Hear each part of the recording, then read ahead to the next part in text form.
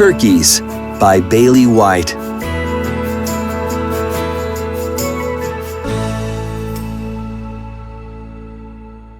Something about my mother attracts ornithologists. It all started years ago when a couple of them discovered she had a rare species of woodpecker coming to her bird feeder. They came in the house and sat around the window, exclaiming and taking pictures with big fancy cameras.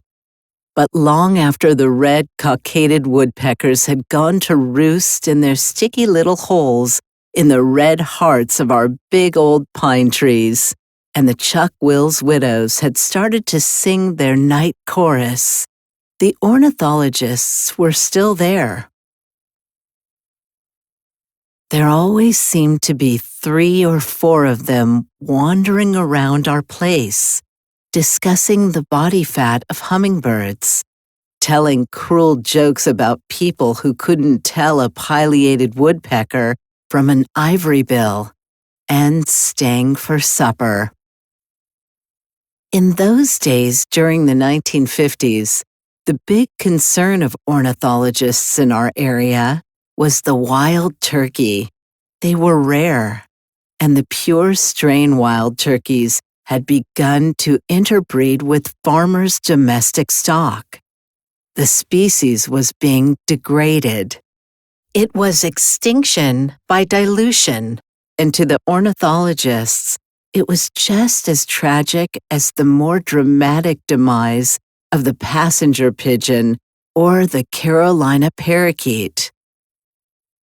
One ornithologist had devised a formula to compute the ratio of domestic to pure strain wild turkeys in an individual bird by comparing the angle of flight at takeoff and the rate of acceleration. And in those sad days, the turkeys were flying low and slow.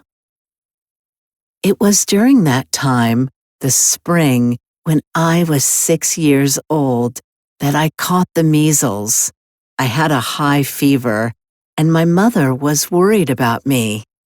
She kept the house quiet and dark and crept around silently, trying different methods of cooling me down. Even the ornithologists stayed away, but not out of fear of the measles or respect for a household with sickness. The fact was, they had discovered a wild turkey nest. According to the formula, the hen was pure strain wild, not a taint of the sluggish domestic bird in her blood, and the ornithologists were camping in the woods, protecting her nest from predators and taking pictures. One night, our phone rang. It was one of the ornithologists. "Does your little girl still have measles?" he asked. "Yes," said my mother. "She's very sick. Her temperature is 102. "I'll be right over," said the ornithologist. In 5 minutes, a whole carload of them arrived. They marched solemnly into the house, carrying a cardboard box. 102, did you say? Where is she?" they asked my mother. They crept into my room and set the box down on the bed. I was barely conscious, and when I opened my eyes, their worried faces hovering over me seemed to float out of the darkness like giant glowing eggs. They snatched the covers off me and felt me all over. They consulted in whispers. "Feels just right, I'd say." 102. Can't miss if we tuck them up close and she lies still. I closed my eyes then, and after a while, the ornithologists drifted away, their pale faces bobbing up and down on the black wave of fever. The next morning, I was better. For the first time in days, I could think. The memory of the ornithologists with their whispered voices and their bony, cool hands was like a dream from another life.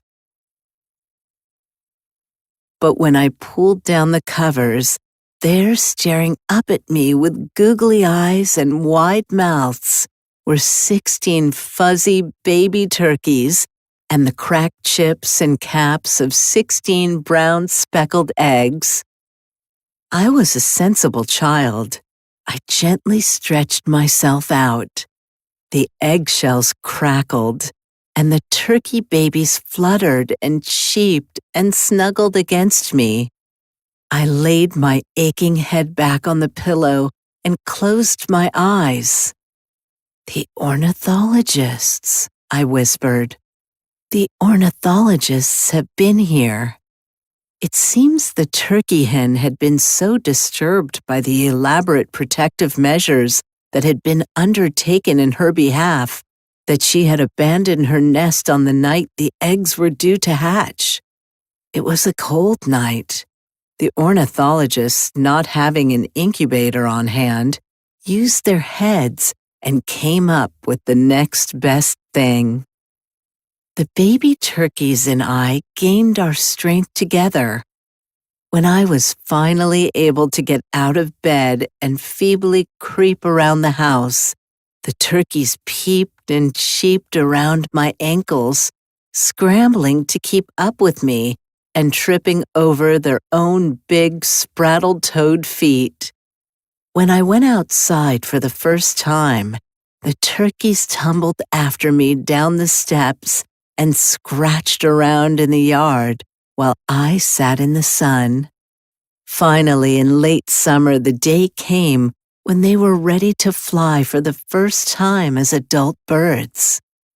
The ornithologists gathered. I ran down the hill, and the turkeys ran too. Then, one by one, they took off. They flew high and fast. The ornithologists made V's with their thumbs and forefingers, measuring angles. They consulted their stopwatches and paced off distances. They scribbled in their tiny notebooks. Finally, they looked at each other. They sighed. They smiled.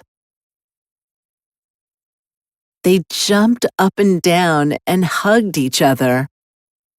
100% pure wild turkey, they said. Nearly 40 years have passed since then. In many ways, the world is a worse place now.